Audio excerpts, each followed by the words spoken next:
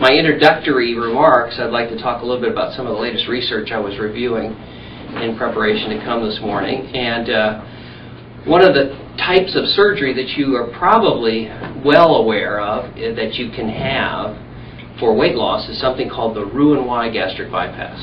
And you looked into that, the Roux-en-Y gastric bypass? I just went to a seminar that covered that and the lap band. And the lap band, good. Roux-en-Y gastric bypass? My brother has it. Good. And doing okay? Mm-hmm. Good. All right. But you didn't elect to have it? Mm-hmm. No. Because this one is revisable and time under anesthesia is less. So hopefully we'll have lower complication rate and things like that. And that's what we're going to kind of talk about this morning. You looked into the Roux-en-Y, you know what it is a little bit? Yes, sir. But this, again, the time under surgery, recovery time, and then the 5-year results. And we're going to talk about some of the results recently reported on the Roux-en-Y in several studies. You looked at the Roux-en-Y, thought about it a little bit? Yeah, I have a friend that had it done.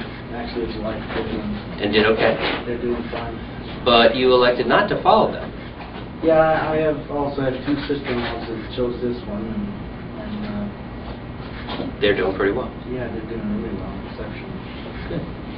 Well, our concern is that we'd like to offer the best weight loss surgery to you. And just to list them again, you may have heard of, I think we just said, lap band.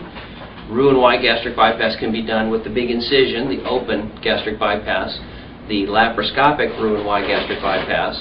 There's something you might have heard of, the bilio-pancreatic diversion with duodenal switch. No, well, that's one that's out there. It's a really major surgery. They bypass almost all of the small intestine. They cut out 90% of the stomach and actually take it out and throw it away. One of the hot new topics is a type of surgery called the sleeve gastrectomy. And the sleeve gastrectomy, they actually cut the stomach a lot like we do for the mini-gastric bypass, but they cut the entire outside edge and then cut it out and throw it away. And it gets moderate weight loss. It doesn't have some of the risks of the other bigger surgeries, but the weight loss is kind of just medium, so it depends on your situation. Recent articles have talked about the laparoscopic Roux-en-Y gastric bypass, and I thought I'd look at those briefly with you this morning.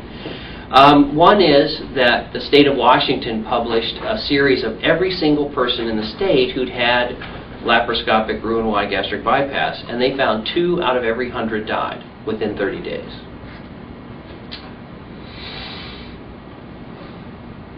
Another recent study from the National Institutes of Health looked at complications after Roux-en-Y gastric bypass and found that 40% of patients in the first year had a complication.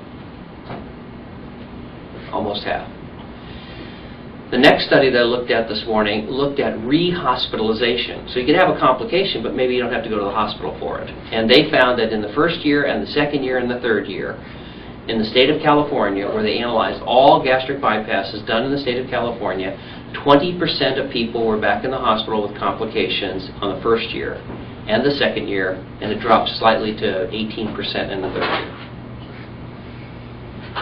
And then a study from New Jersey looked at 3,000 gastric bypasses that were done by a group of surgeons there, and they found 10%, 1 in 10 had a surgery in the first year for bowel obstruction because the bowel gets twisted or kinked. And then finally a study of 10 centers that did laparoscopic gastric bypass just reported a 2% rate of leaks, abscess infection right after surgery. So that's why we're not doing a laparoscopic Roux-en-Y gastric bypass this morning. That's kind of a track record from top to bottom, beginning to end, of pretty bad results. And our results